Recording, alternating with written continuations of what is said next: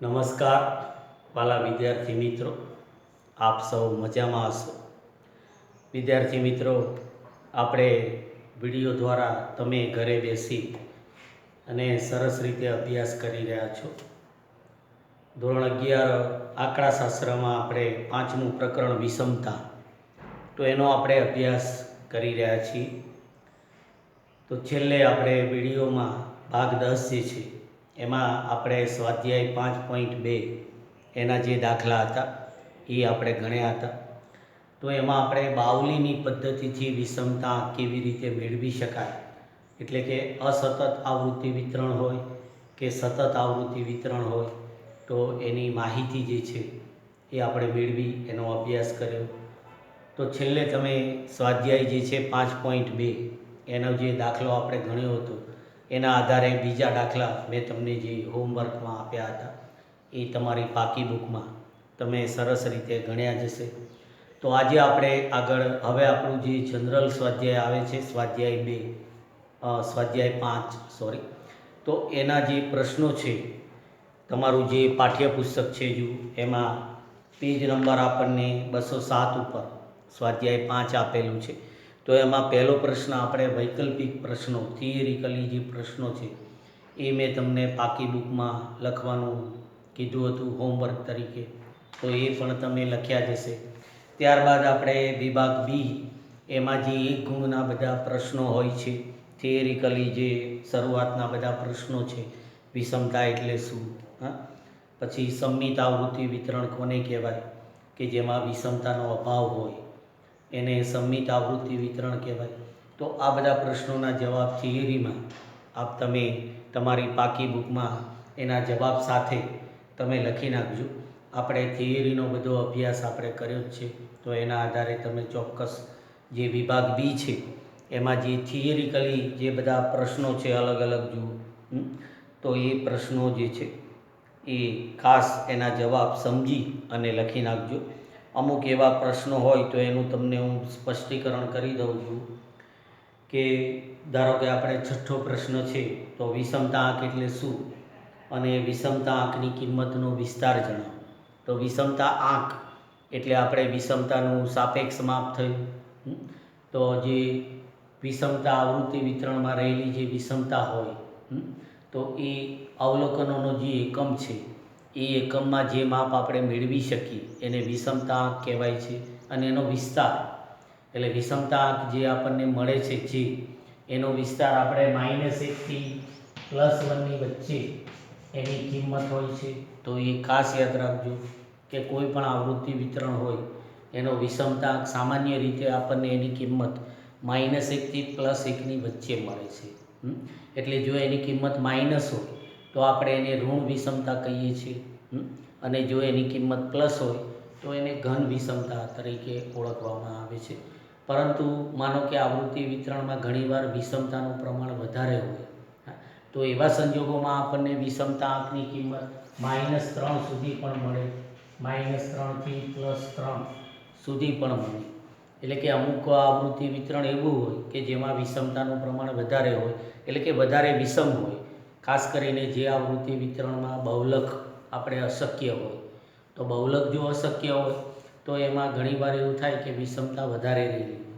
તો બહુલક અશક્ય હોય એવા જે આવૃત્તિ વિતરણો હોય છે તો એમાં અમુક આવૃત્તિ વિતરણની કિંમત -3 થી +3 સુધી પણ જઈ શકે છે. તો એ રીતે વિષમતા આંકની કિંમતનો વિસ્તાર એવો આવી શકે. તો એ બધા પ્રશ્નો જુઓ. 7મો પ્રશ્ન આપણને કીધું છે કે કાર્લ પિયર્સન જે છે એણે વિષમતા અને વિષમતા આંકનું માપ મેળવવા માટે કયા આધારો ધ્યાનમાં લીધા છે. તો આપણે એ સૂત્રો પ્રમાણે દાખલા શીખ્યા. તો આપણે એમાં મધ્યક, મધ્યસ્થ, બહુલક અને પ્રમાણિત વિચલન આ બધા માપ મેળવતા હતા. તો એના આધારો કહેવાય. એ રીતે આપણે 8મો પ્રશ્ન છે કે ભાઈ બાવલી જે છે તો એણે વિષમતાનું માપ કયા આધારે આપ્યું છે. તો બાવલી છે એણે ચતુર્થકો જે છે એના આધારે માપ આપ્યું છે. તો પ્રથમ ચતુર્થક, પછી બીજો ચતુર્થક એટલે કે મધ્યસ્થ, અને ત્રીજો ચતુર્થક એ બાવલીની પદ્ધતિના આધારો છે.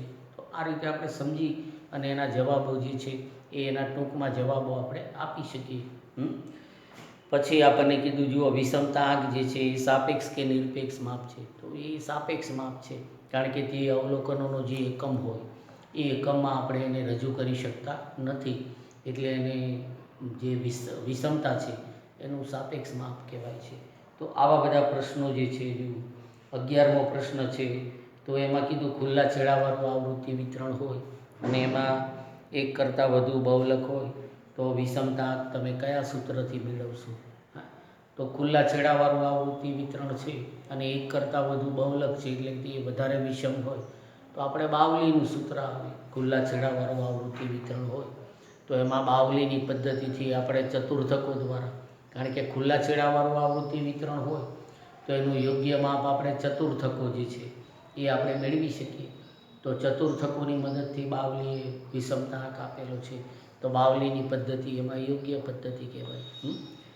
પછી આપણને જુઓ એમાં 12મો પ્રશ્ન પૂછ્યો છે કે અસમાન વર્ગ લંબાઈવાળું આવૃત્તિ વિતરણ હોય અને કાલ પિયર્સનની પદ્ધતિથી વિષમતા આંક આપણે મેળવીએ તો એનો વિસ્તાર કયો હોઈ શકે? તો હમણાં જ આપણે વાત કરી કે જે આવૃત્તિ વિતરણ વધારે વિષમ હોય, એટલે કે અસમાન વર્ગ લંબાઈવાળું હોય કે એવું હોય, તો એનો વિષમતા આંક જે છે એ ઘણીવાર વધારે આવે, એટલે કે -3 થી +3ની વચ્ચે પણ આવે, તો એની કિંમતનો વિસ્તાર જે છે એ પણ આવી શકે.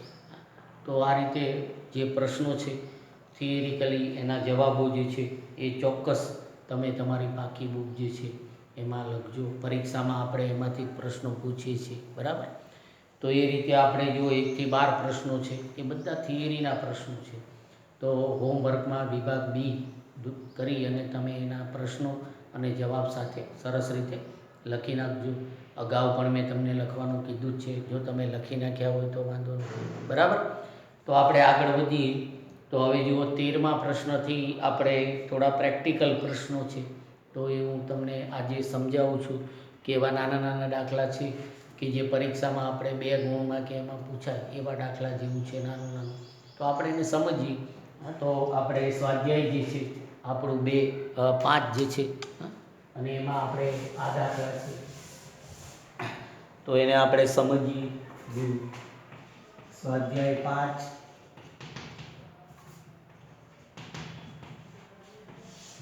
અને એમાં આપણે વિભાગ બી તો એમાં આપણે જુઓ 13મો પ્રશ્ન છે. 13મો પ્રશ્ન તો એમાં આપણને કીધું છે જુઓ કે એક આવૃત્તિ વિતરણ છે એના 3 ચતુર્થકો આપણને આપેલા છે. 42, 36 અને 40 છે 3 ચતુર્થકો, એટલે ચતુર્થકોની સંખ્યા આપણે 3 હોય. પ્રથમ ચતુર્થક, બીજો ચતુર્થક અને ત્રીજો ચતુર્થક. તો આપણને કીધું કે તો તે આવૃત્તિ વિતરણનો પ્રકાર જણાવો, એનો પ્રકાર જે છે એ જણાવો. તો એ આવૃત્તિ વિતરણ છે એનો પ્રકાર આપણે નક્કી કરવો હોય ચતુર્થકોને આધારે. તો માનો કે આપણે એનો વિષમતા આંક મેળવીએ તો એના આધારે પણ નક્કી કરી શકાય, અથવા તો જે વિષમ આવૃત્તિ વિતરણ હોય તો એમાં આપણે ચતુર્થકોનું જે સ્થાન હોય તો એના આધારે પણ આપણે કઈ બાજુનો છેડો વધારે ખેંચાયેલો છે એવું સમજી અને એ રીતે પણ આપણે વિષમતાનો પ્રકાર નક્કી કરી શકીએ. 2 રીતે નક્કી કરી શકાય. જો તો 13મા દાખલામાં આપણે વિષમતાનો પ્રકાર જણાવવાનું આપણને કીધું છે. વિષમતાનો પ્રકાર તો આપણને જે 3 ચતુર્થકો વિશે માહિતી આપી છે, જુઓ 42, 36 અને 40. તો એમાં જુઓ કયો પ્રથમ ચતુર્થક છે, કયો બરાબર બીજો ચતુર્થક છે. તો એના માટે આપણે શું કરવાનું કે એને ચડતા ક્રમ, આપણે ચતુર્થકો જ્યારે શોધીએ ત્યારે અવલોકનોને આપણે ચડતા ક્રમમાં ગોઠવીએ છીએ. તો ચડતા ક્રમ પ્રમાણે આપણે પહેલો ચતુર્થક પ્રથમ આવે એની સંખ્યા આપણે આમાં જે 3 ચતુર્થકો છે તો એમાં નાની સંખ્યા કઈ છે? 40. તો 40 એ આપણે પ્રથમ ચતુર્થક કહેવાય. જુઓ Q1 એ 40 એ પ્રથમ ચતુર્થક કહેવાય, કારણ કે અવલોકનો ચડતા ક્રમમાં હોય તો 40 પહેલાં આવે. એના પછી આવે આપણે 36 છે, બરાબર? નાનું અવલોકન, સોરી. તો 36 આપણે પ્રથમ ચતુર્થક થશે. જે અવલોકનો છે એને આપણે ચડતા ક્રમમાં ગોઠવીએ તો 36 પ્રથમ ચતુર્થક થાય. પછી આપણે 40, 36 પછીનો આ, તો એ આપણે બીજો ચતુર્થક Q2. 40 અને ત્રીજી સંખ્યા આપણને આપી છે 42, તો એ બરાબર ચડતા ક્રમ પ્રમાણે એને ત્રીજો ચતુર્થક કહેવાય. 42. તો આ 3 ચતુર્થકો છે. તો હવે એની વચ્ચેનું માનો કે અંતર આપણે જોઈએ તો પ્રથમ ચતુર્થક આપણે આવૃત્તિ વિતરણ હોય એની ડાબી બાજુ હોય, બરાબર. તો એનું અંતર જુઓ, પ્રથમ ચતુર્થક અને Q2 એટલે કે મધ્યસ્થ. Q2 એટલે આપણે બીજો ચતુર્થક, તો એને મધ્યસ્થ કહેવાય. તો પ્રથમ ચતુર્થક અને મધ્યસ્થ વચ્ચેનું જે અંતર છે એ આપણે 36 થી 40 એટલે કે એ 4નું અંતર છે. અંતર છે એ આપણે 4 એકમનું અંતર કહેવાય અંતરની રીતે. અને પછી આપણે મધ્યસ્થથી આપણે ત્રીજા ચતુર્થક વચ્ચેનું અંતર જોઈએ તો એ 40 અને 42 એટલે 2 એકમ જેટલું એનું અંતર છે. તો વધારે અંતર આપણે ડાબી બાજુ છે, ડાબી બાજુનો છેડો વધારે ખેંચાયેલો કહેવાય. તો ડાબી બાજુનો છેડો વધારે ખેંચાયેલો હોય તો એ આપણે શું કહેવાય, એને ઋણ વિષમતા કહેવાય. તો આ રીતે આપણે વિષમતા એ રીતે નક્કી કરી શકીએ. અથવા તમે વિષમતા જે છે એનું સૂત્ર મૂકીને પણ ગણી શકો. સૂત્ર મૂકીને ગણો તો પણ જવાબ આવે, બંને રીતે જવાબ આવે. તો એ રીતે આપણે જો આ જે અંતર છે એ વધારે છે, માનો કે આપણે સૂત્ર મૂકીને ગણીએ, જુઓ જે બરાબર તો Q3 + Q1 - 2n અને Q3 - Q1. તો સૂત્ર મૂકીને આપણે ગણતરી કરીએ તો એ રીતે આપણે જોઈએ Q3, તો Q3 આપણે જુઓ 42 છે, 42 વત્તા આપણે Q1 એટલે કે 36 - 2m, m એટલે આપણે બીજો ચતુર્થક જુઓ 40 અને છેદમાં આપણે Q3 - Q1 એટલે કે 42 માઇનસ આપણે 36. હવે 42 અને 36 નો આપણે સરવાળો કરીએ, 6 ને 2 8, 4 અને 3 7, 78 માઇનસ 80, 40 નું 80 અને 42 માંથી આપણે 36 જાય, બરાબર. તો એ આપણે 6 વધી. તો હવે એનું આપણે સાદું રૂપ આપીએ તો 78 છે એમાંથી 80 જાય તો -2 અને છેદમાં 6. તો સ્વાભાવિક છે કે આપણને વિષમતા આંકની કિંમત ઋણ જ મળશે, કારણ કે ઉપર -2 છે તો -2 જે છે, બરાબર. તો 2 ભાગ્યા આપણે 6 કરીએ, 2 ભાગ્યા આપણે 6 કરીએ તો આપણને એનો જવાબ 0.33. તો એ -0.33 આપણને વિષમતા આંક મળે, તો એ ઋણ છે. તો એ રીતે પણ આપણે આ વિષમતાનો પ્રકાર બતાવી શકીએ કે ભાઈ ઋણ વિષમતા. તો એ બંને રીતે આપણે બતાવી શકીએ, સૂત્ર દ્વારા પણ બતાવી શકીએ અને જે મેં તમને અંતર વિશે સમજાવ્યું તો અંતર વિશે તમે આ બે વચ્ચેનું જે અંતર છે એ વધારે છે, Q1 છે એનાથી m નું જે અંતર છે એ વધારે છે અને m થી આપણે Q3 વચ્ચેનું અંતર જે છે એ ઓછું છે. તો એ રીતે પણ તમે બતાવી શકો. તો ડાબી બાજુનો છેડો વધારે ખેંચાયેલો છે તો એ રીતે એને ઋણ વિષમતા કહેવાય. બંને રીતે તમે જવાબ જે છે એ બતાવી શકાય, બરાબર. તો 13મો જે પ્રશ્ન છે એ આપણે સમજ્યા. મારી સાથે તમે તમારી પાકી બુક જે છે એમાં પણ લખી શકો અથવા વિડીયો દ્વારા તમે જોઈ સમજી અને તમારી પાકી બુકમાં તમે લખી શકો છો. તો આપણે 13મો પ્રશ્ન છે એ એની સમજ મેળવી, વિષમતાનો જે પ્રકાર છે એને આપણે સમજ્યા. હવે આપણે આગળ 14મો જે પ્રશ્ન છે એને સમજીએ. 14મો પ્રશ્ન તો એમાં આપણને કીધું, જુઓ જો કોઈ આવૃત્તિ વિતરણમાં જુઓ Q3 અને Q2 એના વચ્ચેનું અંતર જે છે એટલે કે મધ્યસ્થ, અને એના કરતાં મધ્યસ્થથી Q1 વચ્ચેનું અંતર જે છે એ વધારે બતાવ્યું છે. તો આપણને કીધું કે આવૃત્તિ વિતરણની વિષમતા છે એનો પ્રકાર જણાવો. તો હમણાં જે આપણે વાત કરી એમ જ છે, વિષમતાનો પ્રકાર એને આપણે બતાવવાનું છે. વિષમતાનો પ્રકાર તો આપણને જુઓ દાખલાની અંદર જે આપેલું છે Q3 Q2 વચ્ચેનું જે અંતર છે એ અને એના કરતાં આપણે Q2 થી Q1 વચ્ચેનું અંતર જે છે એ આપણને વધારે બતાવેલું છે, મોટું અંતર છે. તો આપણે એ રીતે સમજી શકીએ. જુઓ કે Q3 Q2 એટલે એમ, અને આપણે એમથી જો વચ્ચે આપણે મધ્યસ્થ આવે તો એમથી Q1 વચ્ચેનું અંતર વધારે છે. તો Q1 આપણે કઈ બાજુ આવે? ડાબી બાજુ. જે અવલોકનોને આપણે ચડતા ક્રમમાં ગોઠવીએ તો Q1 ડાબી બાજુ આવે, મધ્યમાં મધ્યસ્થ આવે તો ડાબી બાજુનો છેડો ખેંચાયેલો થયો. હા, તો એ રીતે આપણે ડાબી બાજુનું અંતર વધારે છે તો એને શું કહેવાય? ઋણ વિષમતા. ઋણ વિષમતા કહેવાય કે ડાબી બાજુનો છેડો જે છે એ વધારે ખેંચાયેલો હોય. જે આપણે આવૃત્તિ વિતરણનું એનો આવૃત્તિ વક્ર હોય એની આકૃતિની આપણે સમજ્યા હતા. હા, તો એ રીતે જો જમણી બાજુનો છેડો વધારે ખેંચાયેલો હોય એટલે મધ્યસ્થથી Q3 વચ્ચેનું જે અંતર હોય એ જો વધારે હોય તો એને ઘન વિષમતા કહેવાય. પછી આપણે જુઓ 14મો દાખલો સમજીએ. તો હવે આપણે આગળ 15મો દાખલો છે. હવે એને આપણે સમજીએ તો એમાં શું કીધું આપણને? જુઓ કે એક માહિતી છે એના આવૃત્તિ વિતરણનો મધ્યક જે છે એ મધ્યસ્થ કરતાં 2 જેટલો ઓછો છે. એટલે મધ્યક જે છે એ નાનો છે અને મધ્યસ્થ મોટો છે. તો આપણને કીધું કે આવૃત્તિ વિતરણ છે એની વિષમતાનો પ્રકાર જણાવો. તો હવે મધ્યક મધ્યસ્થ અને એના આધારે આપણને વિષમતાનો પ્રકાર જણાવવાનું કીધું.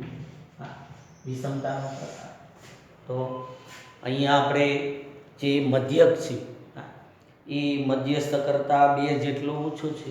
એટલે મધ્યક છે એ નાનો છે. મધ્યક છે એ નાનો છે અને મધ્યસ્થ મોટો છે. મધ્યસ્થ મોટો છે એમ થયું, બરાબર? એટલે કે x12 એના કરતાં મધ્યસ્થ મોટો. તો આપણે જે આવૃત્તિ વિતરણના લક્ષણો આપણે લખ્યા હતા એટલે કે મધ્યસ્થ, મધ્યક અને બહુલક એની કિંમત જો ઉતરતા ક્રમમાં હોય એટલે જો મધ્યક મોટો હોય તો એને આપણે ઘન વિષમતા કહેવાય, બરાબર? અને જો મધ્યક, મધ્યસ્થ અને બહુલક એની કિંમત ચડતા ક્રમમાં હોય તો એ ઋણ વિષમતા કહેવાય. તો અહીંયા આપણે ચડતા ક્રમમાં થયું, આ ચડતો ક્રમ થયું. ચડતો ક્રમ આપણે કહેવાય. તો જે મધ્યક છે એના કરતાં મધ્યસ્થ મોટો એટલે ચડતો ક્રમ થયો. તો ચડતા ક્રમમાં મધ્યક, મધ્યસ્થ અને બહુલકની કિંમત ચડતા ક્રમમાં હોય તો એને ઋણ વિષમતા કહેવાય. તો એ રીતે આપણો જવાબ જે આવશે એ શું આવશે? ઋણ વિષમતા. તો આ રીતે આપણે એને ઋણ વિષમતા કહી શકીએ. પછી આપણે 16મો પ્રશ્ન જોઈએ. એમાં આપણને કીધું Q3 + Q1 = 125 અને m = 62.5 મધ્યસ્થ. તો આપણને કીધું આવૃત્તિ વિતરણની વિષમતા વિશે તમે શું કહેશો? એની વિષમતા વિશે એટલે કે કઈ વિષમતા વિશે આપણે શું કહી શકીએ? તો એ રીતે આપણે જોઈએ. તો આપણને અહીંયા જે 2 સરવાળો આપ્યો છે, જુઓ ત્રીજો ચતુર્થક અને પ્રથમ ચતુર્થક, અને મધ્યસ્થ આપેલો છે, બંનેનો સરવાળો પણ છે. તો એ રીતે આપણે વિષમતાનું સૂત્ર મૂકી અને આપણે જોઈએ તો આપણને ખ્યાલ આવશે કે એની વિષમતા વિશે આપણને શું પરિણામ મળે છે. તો એ રીતે આપણે 16મો દાખલો છે. તો એમાં આપણે વિષમતા મેળવવી છે. માનો કે તો આપણને વિષમતાના જે પરિણામ આપ્યું છે, જુઓ Q3 + Q1 બરાબર આપણને 125 આપેલા છે. 125 અને પછી આપણને જુઓ m = 62.5 આપેલા છે. 62.5. તો એની વિષમતા વિશે આપણને જણાવવાનું કીધું છે. તો વિષમતાનું સૂત્ર આપણે મૂકીએ SK. બાવલીની પદ્ધતિનું જે સૂત્ર છે એ જ આવશે, કારણ કે માપ આપણને એવા આપેલા છે. તો આપણે વિષમતાનું સૂત્ર મૂકીએ. જુઓ SK = Q3 + Q1 - જુઓ 2m, બરાબર? તો હવે સૂત્ર પ્રમાણે આપણે કિંમતો મૂકીએ. Q3 + Q1 તો Q3 + Q1 આપણને આપેલું છે 125. જો આ બેની કિંમત 125 - 2m એટલે કે 62.5 m બરાબર. તો હવે આપણે 62.5 અને એને 2 વડે ગુણીએ તો એ રીતે એનો કિંમત જુઓ 62.5 એને તમે 2 વડે ગુણો તો 125 જ આવશે, બરાબર ને? કારણ કે 62 + 62 એટલે 124 થાય ને 0.5નો 1 એટલે 125 થશે.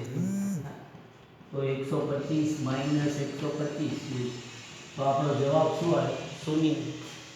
તો વિષમતા પણ એમાં શું કહેવાય? શૂન્ય કહેવાય. તો જવાબ આપણે એટલે કે એમાં વિષમતા શૂન્ય આવે તો એનો મતલબ કે વિષમતા વિશે આપણે જે કહેવાનું કીધું તો એટલે કે એમાં વિષમતાનો શું કહેવાય? અભાવ છે તેમ કહેવાય, બરાબર? તો એ રીતે આપણે જવાબ લખી દેવાનો કે ભાઈ આમાં વિષમતા જે છે એનો અભાવ છે એમ આપણે કહી શકીએ. તો આ રીતે આપણે 16મો દાખલો જે છે, બરાબર, એને આપણે સમજ્યા, નાનો દાખલો. પછી આગળ 17મો જે દાખલો છે તો એને આપણે સમજીએ.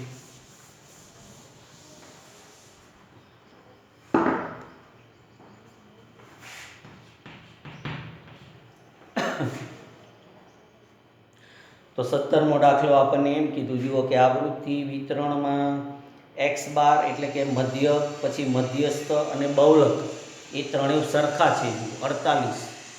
તો આપણને કીધું આવૃત્તિ વિતરણના વિષમતાંક વિશે તમે શું કહેશો? જુઓ, વિષમતાંક વિશે આપણે શું કહીએ? હા, તો જો મધ્યક મધ્ય આવૃત્તિ વિતરણના વિષમતાંક અંગે શું કહી શકાય?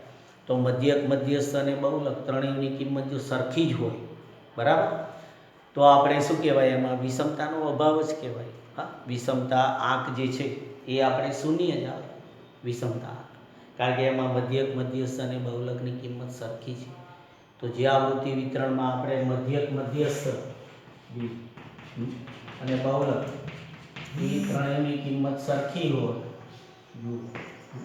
આ ત્રણેયની કિંમત આપણે સરખી છે તેમ કહેવાય. તો એનો મતલબ કે એમાં વિષમતા છે જ નહીં. વિષમતાંક આપણે મેળવીએ તો એ શૂન્ય જ આવે. હા, એટલે કે એમાં વિષમતાનો અભાવ છે, કે વિષમતાંક જે છે એ આપણે શૂન્ય આવે એટલે એને વિષમતાનો અભાવ એમ કહેવાય. કે જે આવૃત્તિ વિતરણ છે એમાં વિષમતાનો શું કહેવાય? અભાવ કહેવાય, બરાબર. તો આજે આપણે વિદ્યાર્થી મિત્રો જુઓ વિભાગ બી છે એના મેં તમને દાખલા સમજાવ્યા, વિભાગ બી. તો આ રીતે ટૂંકા દાખલા જે છે એ આપણે સમજ્યા. તો એવી રીતે આગળ જે વિભાગ સી છે એમાં જુઓ થિયરીના જે પ્રશ્નો છે શરૂઆતમાં, અને પછી થોડા પ્રશ્નો એમાં પ્રેક્ટિકલ આપણે આવા છે તો એ આપણે ફરી મળીશું ત્યારે આપણે ગણીશું. પણ ચોક્કસ જો તમારે તમારી પાકી બુકમાં વિભાગ એ અને વિભાગ બીના પ્રશ્નો બાકી હોય હોમવર્કમાં લખવાના તો એ ચોક્કસ તમે લખી નાખજો, બરાબર. હોમવર્કની અંદર તમારે જે વિભાગ એ અને વિભાગ બી બંને જે છે તો એના જે પ્રશ્નો થિયરીના છે એ સરસ રીતે બધા પાકી બુકમાં લખી નાખજો. ફરી આપણે મળીશું ત્યારે વિભાગ સીમાં જે ટૂંકા દાખલા છે એ હું તમને સમજાવીશ, બરાબર.